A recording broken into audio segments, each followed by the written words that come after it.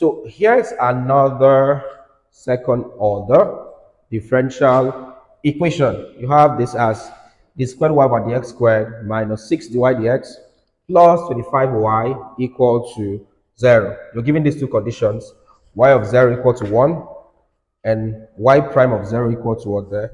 2. Let's solve this. For second order differential equation, we know that the first task is to say let y equal to exponential mx. Let's find y prime. Y prime, which is the same thing as what there, dy dx, is equal to differentiate this. To differentiate this, we said focus on the power. It's an exponential term. Focus on the power. If I differentiate mx with respect to x, it gives you the constant, which is m. Use m to multiply this. It becomes m exponential mx. I'm done. Let's get y prime prime. For y prime prime, again, m is a constant. Let it be. You have exponential mx. Focus on the part there, which is mx. Differentiate mx. It gives you what there? M. Of course, with respect to x, it gives you m. Use m to multiply this. So m times m is m squared exponential mx. So you have this, right? This is the usual y prime and y prime prime. Next up, substituting. Let's substitute. What do we have there? First of this one here, what I have here is what? Y prime prime. So y prime prime, which is the squared y by the x squared, is m squared exponential mx, okay, minus 6. So minus 6 into dy dx, which is something as y prime, m exponential mx plus 25 into y. What's y there? Exponential mx is equal to 0. Is equal to 0. So we have this. Expand the bracket. What do you have here? M squared exponential mx. This and this minus 6m exponential mx plus this and this 25 exponential mx equal to 0. So we have this. Okay, let's factorize exponential mx. If I take off exponential mx from here, here, and here, what I would have there is m squared. So I'm having m squared, then this one here, minus 6m, then this one here, plus 25. This into exponential mx, it's equal to 0. I have this. Again, my next task will now be pick up the auxiliary quadratic equation, which is simply m squared minus 6m plus 25. This equates to 0, right? This is 0. At this juncture, use your calculator. This is a quadratic equation, so use your calculator. For this, you have that m1, give it the value of m1 and m2. What's m1? 3 plus 4i, and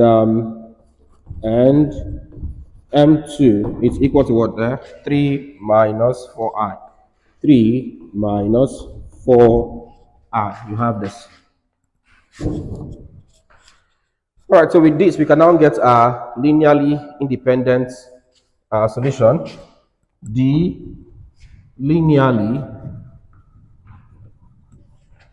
independent solution, independent solution. We first of all have y1. y1 has been equal to c1.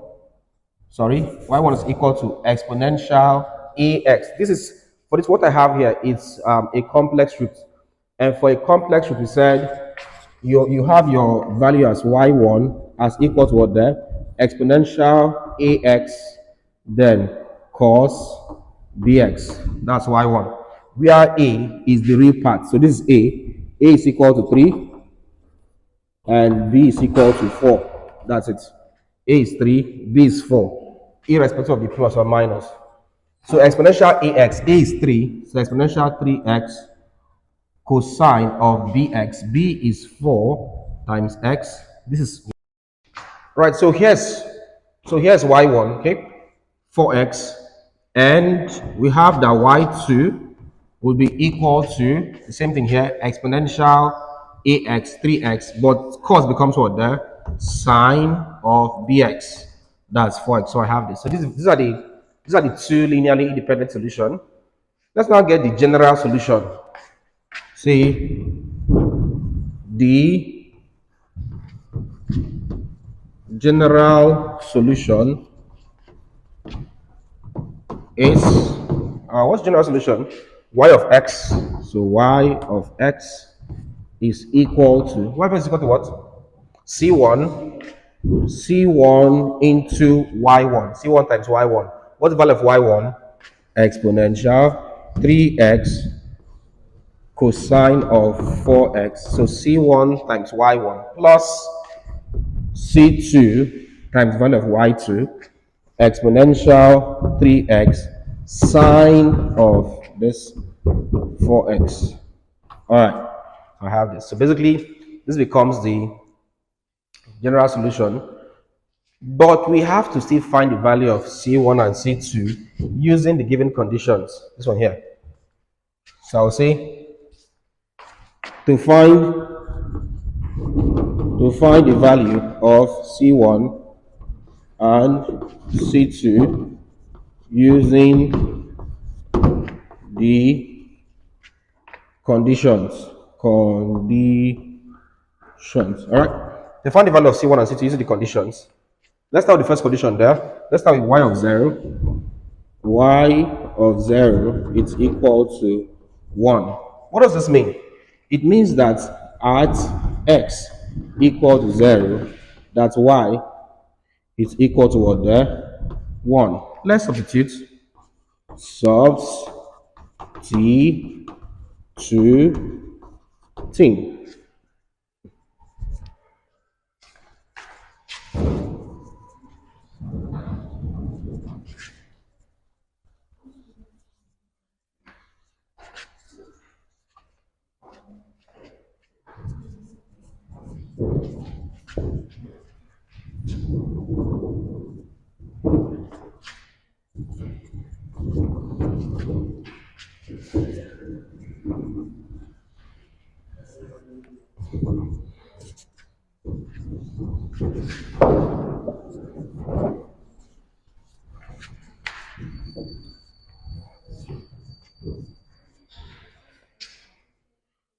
Please substitute, please. Look at this.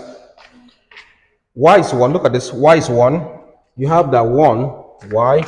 That's 1. Y of x 1. It's equal to, whenever I see x here, I'll put what there? 0. C1 exponential 3 times 0. Okay. C1 exponential 3x 3 times 0 into cosine 4 times 0. That's cos into cos 4 times 0, okay, plus C2, all right, plus C2 exponential 3x, that's 3 times 0, sine of 4x, that's 4 times 0. Okay, let's put in this value. So I'll have that 1 is equal to C1 exponential 3 times 0 is 0, cosine 4 times 0 is 0, plus C2 exponential 3 times 0 is 0, sine 4 times 0 is 0. So I have this. Let's impute values. 1 is equal to, this is C1, exponential 0 is what?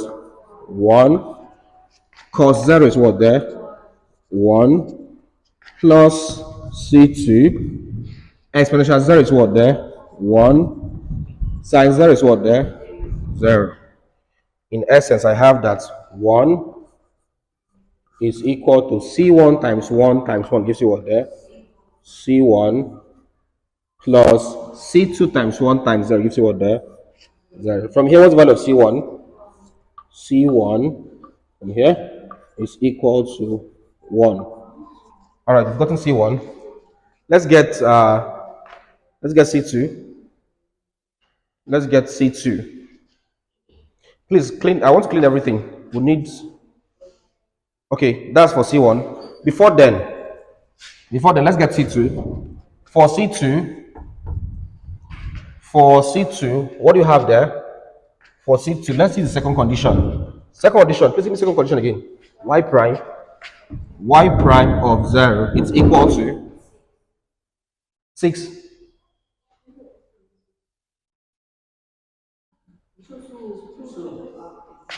Y prime of 0 is equal to 2. Now, for me to get y prime of 0, or what it simply means is that at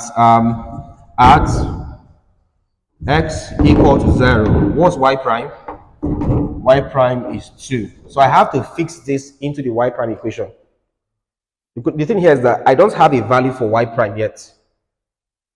All right, y prime means I have to do what there? Differentiate this one here. And how do I do that? So I'll pick up this one here and differentiate this. Let me write it out here. Are you done with this idea?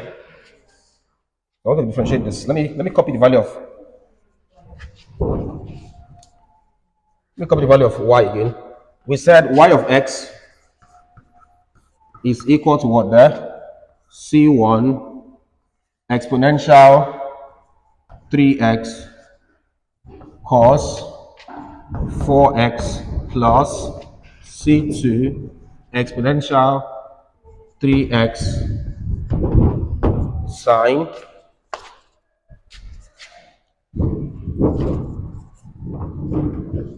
what's there? 4x. All right.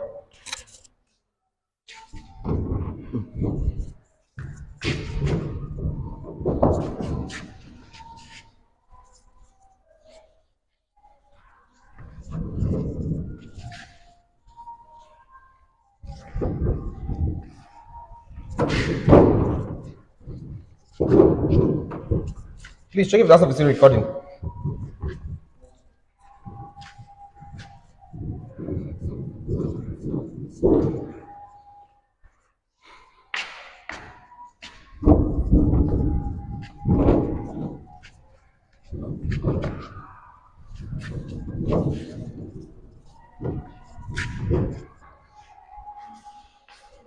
All right, look up, please. Let's get y prime. Let's get y prime, please. For us to get y prime, we have to do what there? Differentiate this.